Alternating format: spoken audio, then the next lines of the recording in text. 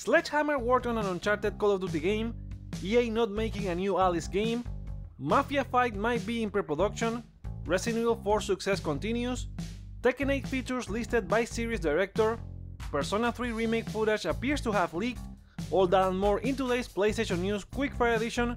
Let's get to them. Sony has quietly added a new PS Plus title to the catalog for extra, deluxe and premium users. The game is Anodyne, which is a 16-bit Zelda-like game where you explore surreal and creepy areas inside the main character's subconscious. This week we should also learn what the rest of the April catalog looks like when it's updated on April 18. Naughty Dog launched patch 1.02 for The Last of Us Part 1 for PC on Friday, fixing around 40 bugs including characters appearing wet for no reason. Both Iron Galaxy and Naughty Dog are said to be watching user feedback for more improvements, while actively optimizing game stability and overall performance. There's little data on Steam reviews after Friday, but just as an estimate, negative reviews for the past 3 days have only been 35%, which is lower than the overall 51% the game has since it launched.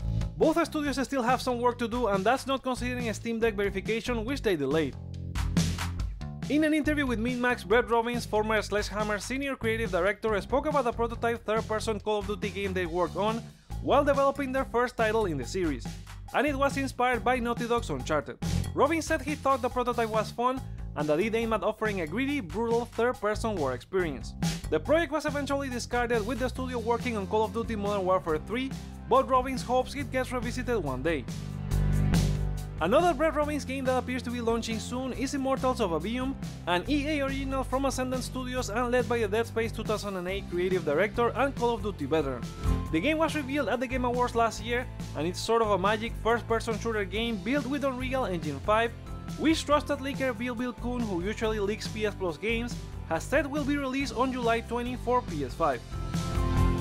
Speaking of EA games launching soon, we're under 3 weeks away from Star Wars Jedi Survivor, and the publisher has released the last gameplay look at the new adventure Cal Kestis and friends will embark on, and it looks amazing. It launches for PS5 this April 28, and to catch the full trailer, check the links in the description below. EA, however, is not into making a new Alice game, according to series creator American McGee.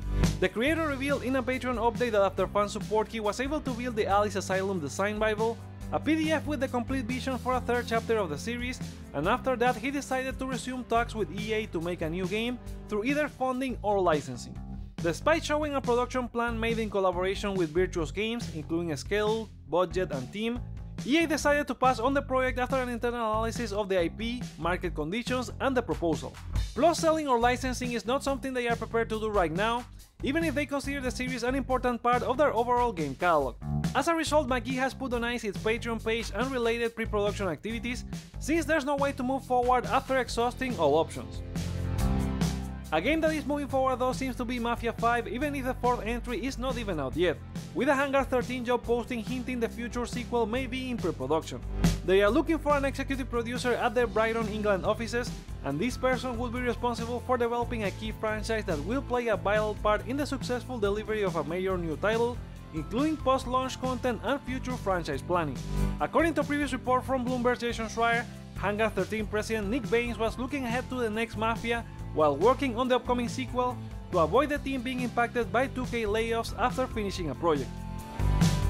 Capcom is facing a trademark objection against Monster Hunter by Monster Energy Drinks in Japan. As reported by website Automaton Media, the company has gone against everything that has Monster in the title, not only Monster Hunter but Pokemon and horror PC game Dark Deception, Monsters and Mortals as well. Monster Energy are kind of trolls in relation to trademark claims to their name, as Vincent Livings, founder and CEO of Glowstick Entertainment who made Dark Deception, points out. It's not the first time they do this either, as Monster Energy made Ubisoft change the name of their game Gods and Monsters to Immortals Phoenix Rising. After launching the Mercenaries DLC for Resident Evil 4, Capcom updated the sales figure for the game 2 weeks separated from launch. RE4 Remake is now at 4 million copies sold, making it the second fastest selling RE game after its first 2 weeks, just behind RE6. That's according to Itchy Tasty writer Alex Anil, who also believes RE4 will overtake 6 in launch window shipments very soon. It also appears the most recent patch alongside Mercenaries improved PS5 performance, with users reporting on Reddit the game's frame rate is more stable while in resolution mode, plus better image quality.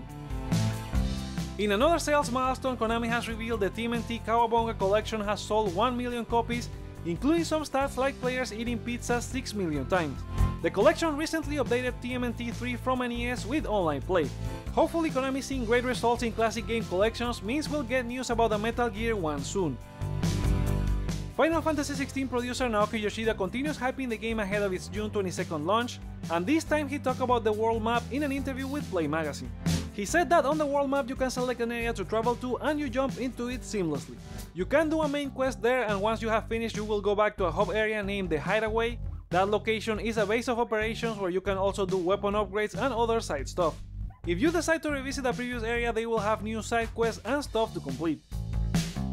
While talking to fans on Twitter, director Katsuhiro Harada has confirmed the upcoming Tekken 8 will feature crossplay across PlayStation and Xbox.